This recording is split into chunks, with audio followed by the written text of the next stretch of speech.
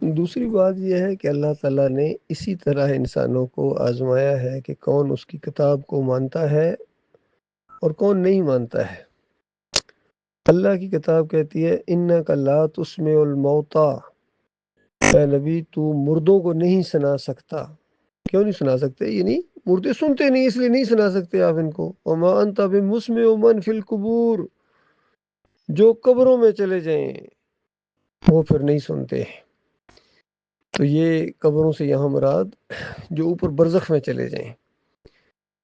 یہی تشریح کی تھی ام المومنین عائشہ رضی اللہ تعالیٰ عنہ نے، جب کلیب بدر کے وہ مردے کنویں میں مرے پڑے تھے اور ان سے نبی علیہ السلام نے جب مخاطب ہو کے کہا کہ اللہ نے میرے ساتھ جو وعدے کیے تھے وہ تو ہو گئے پورے، کیونکہ اللہ نے وعدہ کیا تھا کہ کافروں مشرکوں کی پٹائی ہوگی، ان پر اللہ کا عذاب آئے گا اور ان منہ کی کھائیں گے، ان کی ساری شان و شوکت مٹی میں مل جائے گی، ان کی کمر توڑ دی جائے گی۔ تو وہ سارے اللہ کے وعدے پورے ہو گئے۔ بتاؤ مشرکو، تمہارے ساتھ جو اللہ نے وعدے کیے تھے، یعنی جب میں تمہیں بتایا کرتا تھا کہ اگر میری بات نہ مانی تو تمہیں جہنم کی آگ کے اندر جانا پڑے گا، فرشتے ماریں گے، تو وہ والے وعدے پورے ہوئے یا نہیں ہوئے؟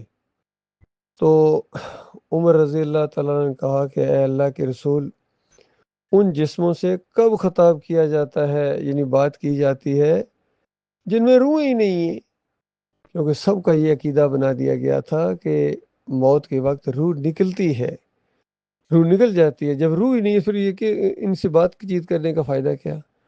تو نبی علیہ السلام نے فرمایا الآن، یعنی اس وقت اے عمر تم ان سے زیادہ سننے والے نہیں ہو۔ تو یہ بات جب اس طریقے سے پہنچی ام المومنین کے پاس تو انہوں نے کہا کہ اس سے مراد یہ ہے کہ اب وہ جان گئے ہیں، تم ان سے زیادہ سننے والے نہیں ہو، اس سے مراد کہ تم ان سے زیادہ جاننے والے نہیں ہو کہ میں ان کو کیا کہا کرتا تھا، کیونکہ وہ بھگت رہے ہیں اور آپ لوگ تو ابھی ایمان بالغیب کے اوپر ہیں، وہ تو بھگت رہے ہیں، تو زیادہ ماننے والے کون ہوئے؟ اس انداز سے ایک بات بتائی گئی تھی، ادبی انداز بھی ہے، سمجھنے والوں نے سمجھ بھی لیا، لیکن مولوی صاحب کی سمجھ میں یہ چیز نہیں آ رہی ہے، اور اس طرح کی روایتیں سے ہیڈنگ باندھتے ہیں، اور ایک پوسٹ بنائی انہوں نے، اس پر موٹا موٹا لکھا مردے دیکھتے ہیں، سنتے ہیں، بولتے بھی ہیں۔ اچھا، دیکھنے سے کون سی مراد؟ وہ جو مردہ اوپر جاتا ہے وہاں جا کے جنت اور جہنم کو بھی جب دیکھ لیتا ہے، عذاب قبر اس کو ہوتا ہے اوپر برزخ میں، تو اس کو یہاں لے کے آ گئے تو پھر اور بھی تھوڑا اور آگے بڑھا دیتے کہ مردہ شادیاں بھی کرتا ہے۔ کیسے جی؟ وہ شہداء کو وہاں حوریں ملتی ہیں، شادی ہوتی ہے اس کی وہاں، پھر مردہ جو ہے وہ غسل بھی کرتا ہے جناب، وہ نہروں پر جاتا ہے، وہ اس طرح کرتا ہے۔ تو پھر بتاؤ، پھر یہ والا مردہ کرتا ہے یا وہ جو اوپر جنت میں چلا گیا ہے؟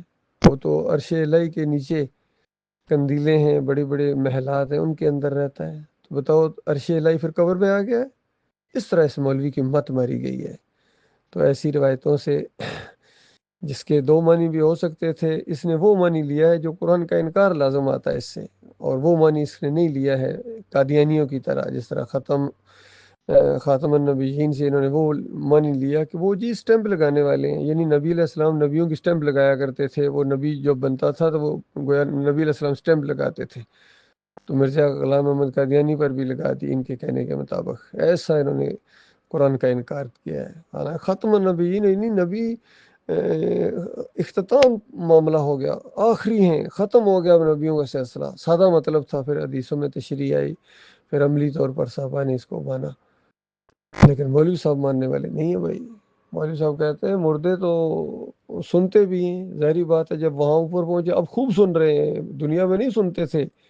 دعوت جب ان کو توحید کی دی جاتی تھی، ایمان عقیدے کی دعوت دی جاتی تھی، تو کہتے تھے سنو ہی نہ ان کی باتیں، کان بند کر لو، آگے سے گالیاں دیتے تھے، الزامات لگاتے تھے، اس طرح توحید سے چڑ تھی ان کو، اللہ کی وحدانیت سے۔ تو اب جب سارے منظر دیکھ لیں، اب تو خوب دیکھتے ہو، تو یہ اوپر کی بات ہو رہی ہے، وہاں یہ خوب سنتے ہیں، خوب دیکھتے ہیں، باقی یہ مردہ یہ تو لاؤڈ سپیکر کی آواز نہیں سنتا ہے، یہ ان جوتوں کی آواز کہاں سنے گا؟ یہ سب اوپر کا معاملہ ہے۔ تشریح کرنے والوں نے اسی طریقے سے کیے۔ ہاں، یہ مولویوں کی چالاکی ضرور ہے بھائی، انہوں نے اللہ کی کتاب کو پیچھے کر دیا ہے۔ تو پوچھو وہ مردے کون سے ہیں جن کے بارے میں اللہ کہتا ہے کہ یہ مردے نہیں سنتے ہیں؟ وہ کون سے مردے ہیں؟ یہاں بریلویوں کے مردے سنتے ہیں، دیوبندیوں کے مردے سنتے ہیں، اہل حدیثوں کے مردے سنتے ہیں، تو وہ والے مردے کے کون سے ہیں جن کو اللہ کہتا ہے مردے نہیں سنتے ہیں؟ تو یہاں مولوی اکا بکا رہ جاتا ہے، جیسے آج پہلی دفعہ یہ بات سنی۔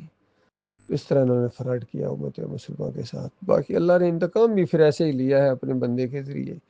یہ دعوت اس انداز سے اٹھی کہ دیکھو یہ مردوں کے سننے کا عقیدہ یہ شرک کی جڑ ہے۔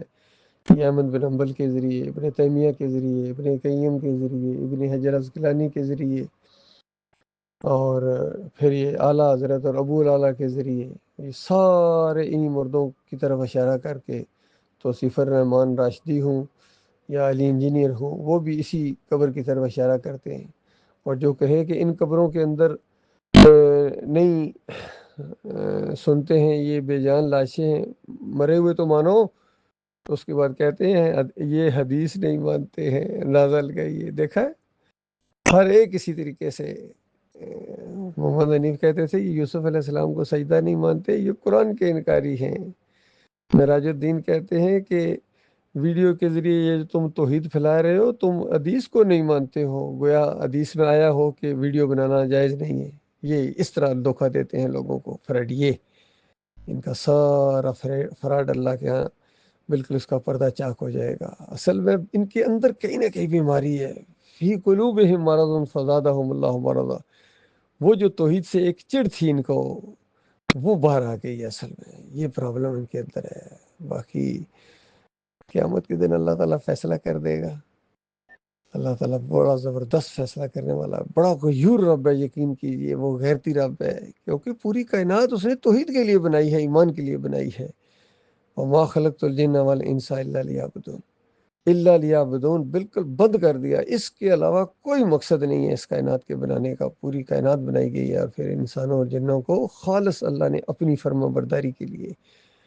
توحید کی بات، ایمان کی بات پھیلانا، بتاؤ یہ برائی کی بات ہے؟ اب یہ برائی کہنا شروع ہو گئے، اندازہ لگائیے۔ جو توحید پھیل رہی ہے ویڈیوز کے ذریعے، کہتے ہیں برائی ہے۔ بتائیے اب ان کا کیا علاج کیا جائے؟ ان سرفروں کا